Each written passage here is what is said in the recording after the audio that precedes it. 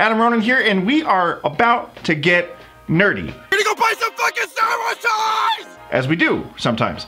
This is not a review, this is nothing. We just kind of wanted to dig in on Star Wars figures because Force Friday 2 just launched on September 1st.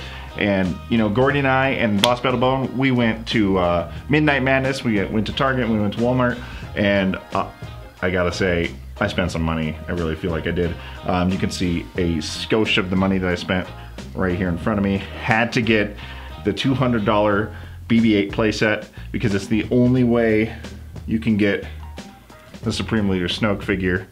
This is a $200 figure right here, guys. September 1st, we went to Target at midnight, and we got in line with a bunch of cool guys. There was about maybe 30 people in line by the end of the thing.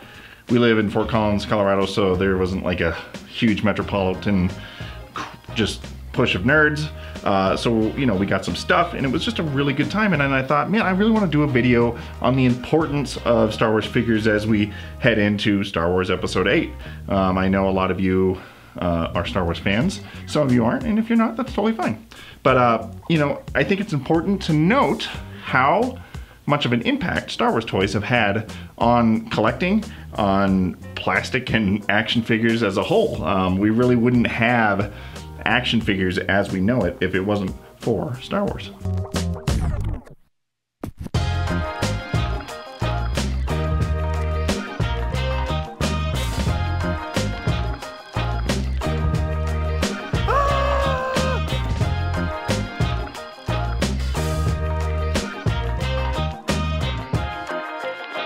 So Star Wars figures actually started, they came out obviously with the first Star Wars back in 1977. They had the early bird special in 1976 where you could, you know, send away for the first batch of figures because they really had no idea how big Star Wars was going to be, what it was going to turn into, and what kind of cultural phenomenon it was going to have on kids and adults and everybody. So when the toys finally launched in the holiday of 1977, maybe 76, yeah, 1977, it really just swept the world by storm. You couldn't go into a store without just seeing just walls of these 3-inch and 3/4 action figures that were like a new thing. Because back in the 70s, toys at the time were like, you know, big like 7-8-inch like Mego figures and stuff like that. And this was really the first of a kind. You know, they had the G.I. Joes from like the 50s and 60s. They were like 12-inch figures, and those kind of carried on. But this was really revolutionary when it came to toys. And that carried over into the 80s. And as you know, at Ronin 24, we're pretty big on 80s stuff. So I was introduced to collecting Star Wars figures almost from the moment I existed in this world. My brother handed over to me the first, my first few Star Wars figures because he grew up in the 70s having them. And so then when I came in and I was old enough to play with toys, I was handed down some of his. And then from there, everything just blew up. So, you know, growing up then in the 80s, me and Gordy, we would play with like the old toys from the 70s. Like I remember some of my favorites were like Bespin Luke, where you had like the crazy, not realistic looking lightsaber. And then you had like the Tauntauns that you could stick them in. And so like, and the old school Darth Vader and Obi-Wan's where they had the telescoping lightsaber feature. And when they were handed down to Gordy and I and stuff, we didn't have like the original lightsabers. So I remember we used to color toothpicks the color of the lightsabers and stick them in, and they were actually like really cool. They were really fun. So we grew up playing with those, and like I said before, it shaped all of toys. So we wouldn't have G.I. Joes as we knew them back then because those really took the idea of 3 3/4 inch, 4-inch figures and really just ran with them. And G.I. Joe was this huge phenomenon. We're probably gonna do some content on retrospectives on G.I. Joe soon too, but that was really Star Wars figures, and G.I. Joe figures really kind of shaped us into who we are today.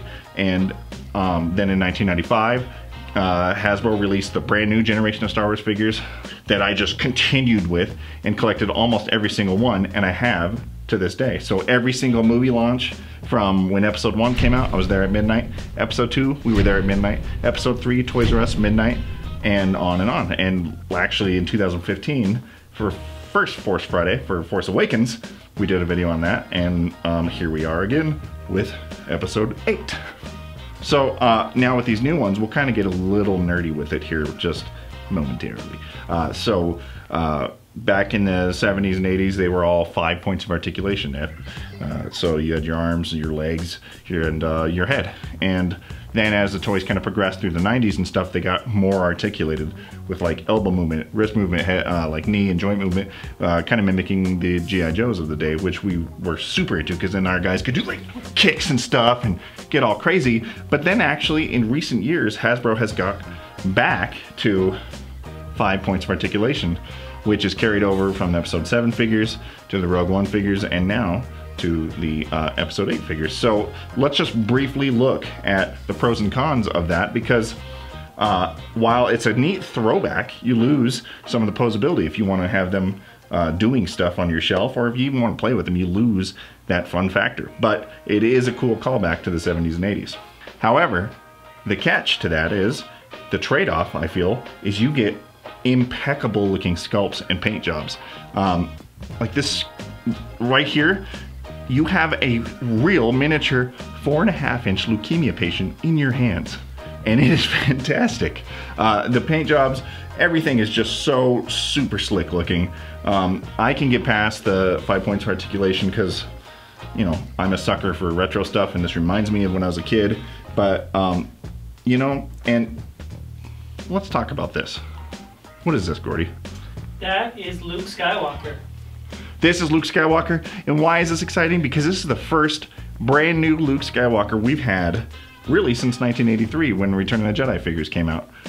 Well, if you're not counting the 90s figures, but you know, we didn't get one for episode 7. Finally, and this is like my new prized possession. Is really weird to say because my new prized possession is a 3 3/4 inch 65-year-old man who's just standing there. That's it. That's all he does. And another thing, I could not, minus having the Snoke figure in this big playset, I couldn't say no to this playset because they don't really do stuff like this anymore.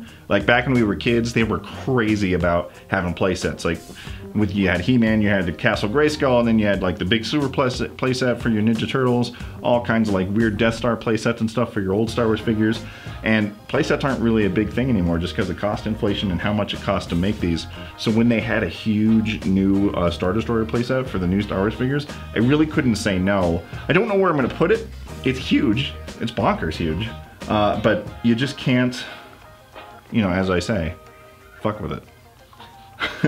It's just a fantastic callback to stuff when I was a kid, and you guys know that I love retro stuff, and this is very retro, and I'm very excited for Star Wars Episode 8. So anyway, nothing really crazy here, guys. I just wanted to talk about new Star Wars toys, kind of just get excited about the new flick with you guys. I know some of you guys collect too, so I would love to see in the comment section if you guys picked up anything from Force Friday. If you did, tweet me pictures of what you got. And even if you are rocking on like the pop figures, if you guys collect pop figures, these are cool. Or if you guys aren't really into the 3 3/4 and you guys collect the 6-inch black figures, Black Series rather, then, you know, if that's your game, let's talk about it. What'd you guys pick up? What are you into, and are you stoked for Episode 8 Star Wars The Last Jedi? So yeah, good times. Subscribe. No, you sliced my face. I'm a British chick.